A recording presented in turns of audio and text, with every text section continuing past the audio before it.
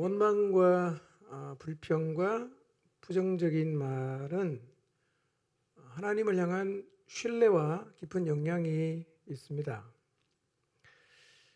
하나님을 향한 신뢰가 떨어지면 우리의 삶을 보면서 자연스럽게 원망과 불평이 쉽게 나오고 또 상황도 부정적으로 말하거나 바라보게 됩니다. 그래서 오늘 우리도요, 하나님을 향한 믿음이 약해지거나 잃어버리면 힘들고 어려운 상황 앞에서 제일 먼저 튀어나오는 게 원망과 불평과 부정적인 말입니다. 그래서 광야 같은 세상을 살아가면서 가장 필요한 게 뭐냐면 그분을 향한, 하나님을 향한 절대 신뢰입니다. 광야를 지나는 동안 결코 잃어버려서는 안 되는 것은 바로 하나님을 향한 믿음입니다. 늘 우리 자신에게 되뇌일 필요가 있습니다. 하나님은 살아계시고, 하나님은 선하시고, 하나님은 나를 붙들고 계시고, 하나님은 내 삶을 인도하신다는 사실이지 않습니까? 하나님은 지금도 우리의 삶을 그분의 선함과 인자함으로 이끌어 가시고 계십니다. 이 사실을 확신한다면 우리의 삶의 모든 영역은 이 하나님의 선하심과 인자하심 아래에 있다고 받아들일 수 있기 때문에 어떤 상황이든 그 주어진 상황을 받아들일 수 있게 되는 것입니다. 믿음으로 받아들일 수 있습니다. 견딜 수 있고 바랄 수 있고 기도할 수가 있어요. 선지서를 읽어보면 같은 내용이 많이 반복이 되는데요, 그 중에 대표적인 것은 이거예요. 하나님 신뢰하고 하나님께 순종해라. 그 다음 우상을 섬기지 말고 죄에서 돌아서라. 그 다음 사회적 공의를 실천해라. 이게 계속 선지자들이 외치고 있는 핵심 주제이고요, 여러 선지자가 반복해서 이런 얘기를 합니다. 여러분, 여러 명의 선지자가 등장해서 이런 얘기를 계속 반복하는 얘기가 무슨 의미겠습니까? 말해도 안 된다는 얘기죠. 말을 해서 개선이 되면 말을 고만하지 않겠어요? 근데 계속 말을 해도 안 들으니까 계속 말하게 되는 겁니다. 역사를 통해서 우리가 배우게 되는 것은 하나님을 향한 전적인 신뢰를 가지고 온전히 그분의 말씀에 순종하며 사는 삶이 쉽지 않다는 겁니다. 쉽지 않아요. 여러분, 이것하고 우리의 입술을 통해서 원망하고 불평하고 부정적인 언어를 사용하는 것이 같은 선상에 있어요. 신뢰와 같은 선상에 있습니다.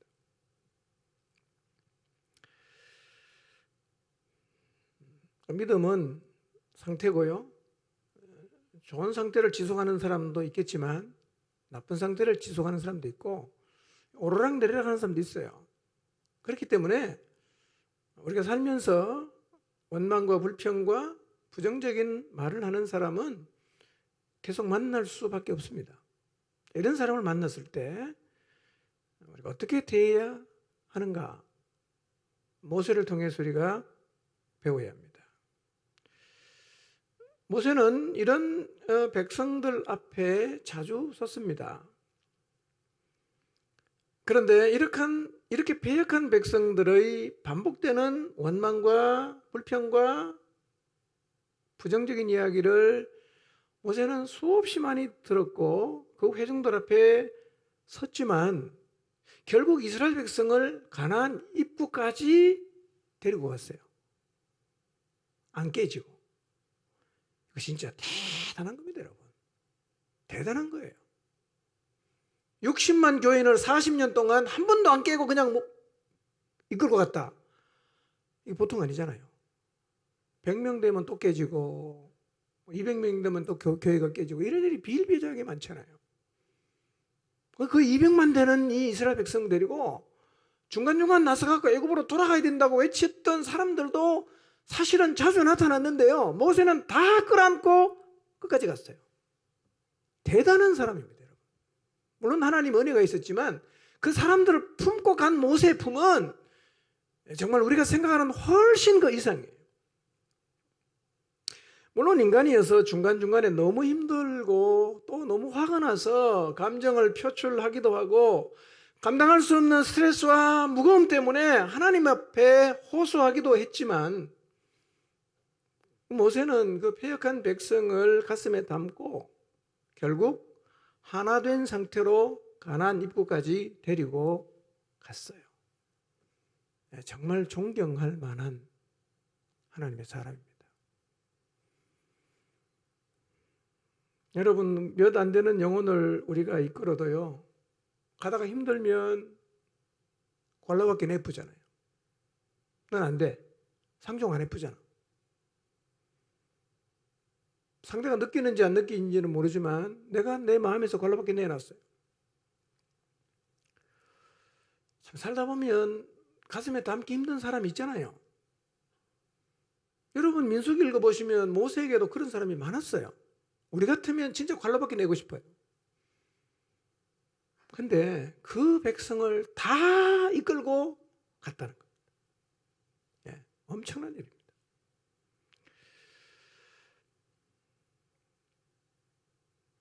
원망에 관한 말씀을 오늘로 마치는데요. 이 말씀을 마치면서 제가 꼭 여러분에게 드리고 싶은 얘기. 첫째로 원망은 하나님이 너무 싫어하는 겁니다. 하지 마십시오. 원망하고 불평하고 부정적인 말하는 거 하지 마십시오. 하나님 다 듣고 계시고 너무 싫어하십니다. 왜냐하면 그것은 공동체에 굉장히 악영향을 끼치기 때문에요. 그리고 또 하나 양해하고 들으십시오. 원망하고 불평하고 부정적인 말은요, 지도자를 정말 좌절하게 합니다. 정말 힘들게 해요. 사람이요, 기쁨이 아니라 무거운 돌덩이 같은 짐이 되게 합니다. 여러분, 우리 함께 가야 되잖아요. 가능하면 격려하는 사람, 힘이 되어주는 사람이 되시기를 바랍니다.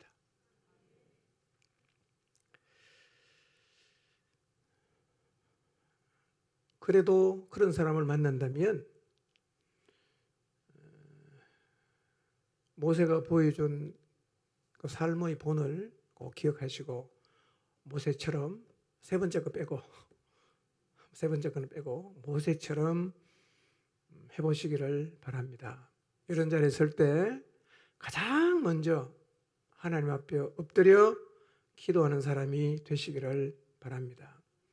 이 기도는요, 상투적으로 할 수 있는 기도는 절대로 아닙니다. 우리 마음에 너무 말 안 듣고 원망 많이 하는 사람이 잘못되면 속으로 그냥 방관하고 싶은 마음이 생기잖아요. 모세 안 그랬거든요. 진짜 끌어안고 하나님 이 백성을 용서해달라고 얼마나 열심히 기도했는지 몰라요. 오늘 읽은 본문도 그 기도거든요. 하나님, 여기서 죽이면 이 이스라엘 백성의 출애굽에 대한 모든 얘기를 알고 있던 이방 사람들이 하나님이 능력이 없어서 광야 데리고 나가서 가나안에 못 데려가고 죽였다고 말하지 않겠습니까? 하나님의 이름을 위해서라도 이러지 마십시오. 그리고 애굽에서부터 계속해서 하나님 해오셨던 것처럼 이 백성을 사해 주십시오. 진심 어린 기도입니다. 근데 이 기도는 진짜 아무나 할 수 없어요. 그래서 경험해서 알잖아요. 아무나 할 수 없어요. 여러분, 나를 너무 힘들게 하는 사람을 위해서 기도하는 일이요, 사실 쉽지 않습니다. 한번 해보셔야 되는가? 하기 싫어요, 내가요. 하기 싫어요.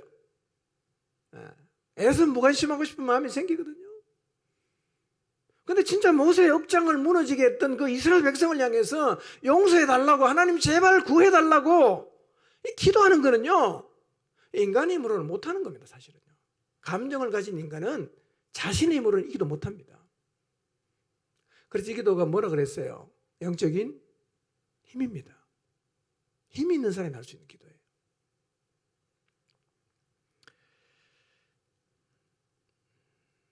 이런 기도를 할 수 있는 지도자가 있는 공동체는 깨지지 않을 수 있습니다. 끝까지 하나님의 뜻을 이루면서 갈 수 있어요. 그러니까 모세처럼 기도하는 것이 패역한 공동체를 깨지 않고 하나 된 상태로 가나안 입구까지 끌고 간 비결이에요. 이런 기도 할 수 있는 지도자가 있으니까 그 패역한 백성을 40년을 광야길을 가지만 공동체가 안 깨졌잖아요. 정말 대단한 일이에요. 대단한 일입니다. 우리는 글로 읽으니까 실감을 못하겠지만 만약에 이 내용을 영화로 해놓으면요, 우리가 모세를 훨씬 더 위대하게 봅니다. 야, 저런 사람을 위해서 하나님 앞에 용서해달라고 기도하는 게 가능한 일인가? 아마 그렇게 생각할 수 있을 거예요. 글로 읽으니까 잘 못 느껴요.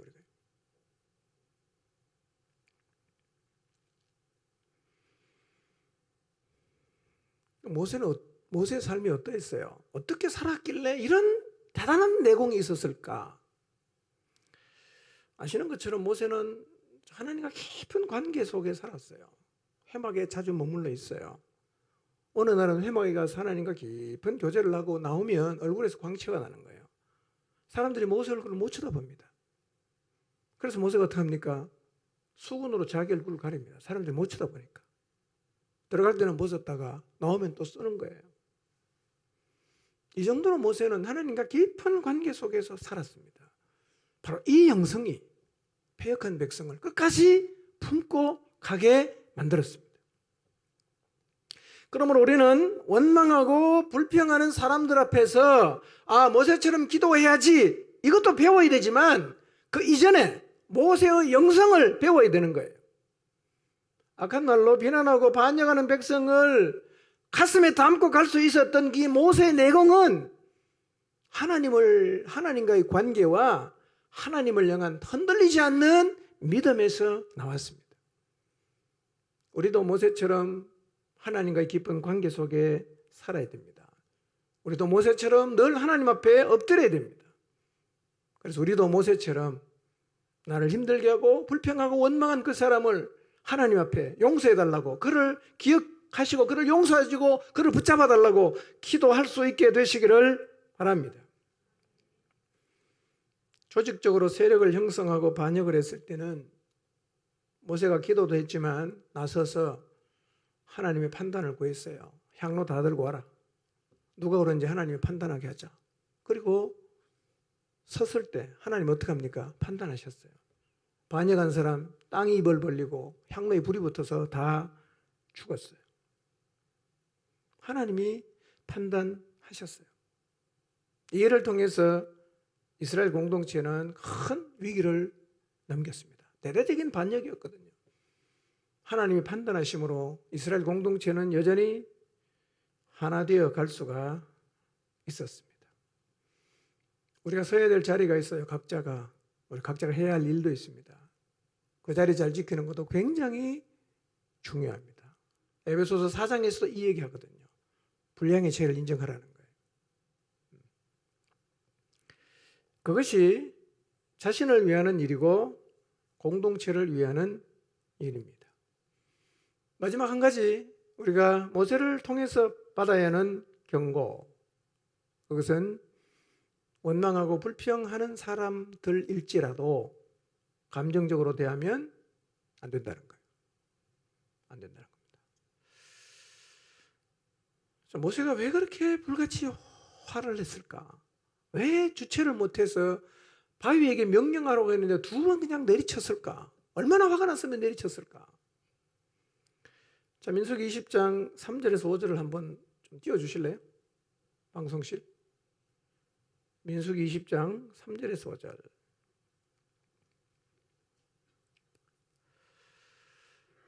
모세가 민수기 20장 무리바 물가에서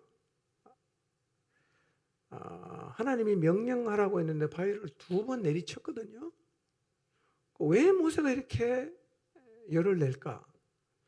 자, 민수기 20장을 읽어보면 모세의 심정이 잘했다는 건 아니에요. 이해는 할 수 있다는 거예요. 이해는. 찾았나요? 좀 띄워주실래요?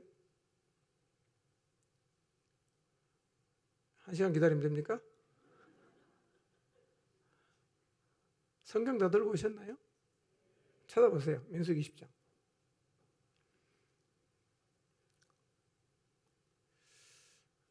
참 모세를 힘들게 한 얘기를 했어요. 자, 3절을 한번 읽어봅시다. 시작. 백성이 모세와 다투어 말하여 이르되 우리 형제들이 여호와 앞에서 죽을 때에 우리도 죽었더라면 좋을 뻔하였도다. 4절 너희가 어찌하여 여호와의 회중을 이 광야로 인도하여 우리와 우리 짐승이 다 여기에서 죽게 하느냐. 5절 너희가 어찌하여 우리를 애굽에서 나오게 하여 이 나쁜 곳으로 인도하였느냐. 이곳에는 파종할 것이 없고 무화과도 없고 포도도 없고 석류도 없고 마실 물도 없다. 다 없다. 힘들어 죽겠다. 4절 5절에 반복되는 얘기가 뭡니까? 너희가 어찌하여 너희가 어찌하여 모세가 데리고 왔습니까? 하나님이 인도했습니까? 누가 한 일이죠? 하나님 했잖아. 모세는 뭐 했어요? 모세는 그냥 하나님 말씀하시는 대로 순종했을 뿐인데 갑자기 백성의 모든 책임을 누구한테 돌립니까? 모세하고 아론에게 다 뒤집어 씌우는 거예요. 순간적으로 모세의 감정이 폭발합니다. 여러분 모세가 이렇게 했다면 우리가 그 자리에 있었으면 어떻게 했을 것 같아요? 우린 더 했지 않겠어요? 그러니까 이런 사람들 앞에서 감정을 폭발하지 않는 게 참 어려운 일입니다. 쉽지 않아요. 이런 자리에서 지도자의 반응이 공동체의 미래를 결정합니다. 모세를 통해서 배우게 되시기를 바랍니다.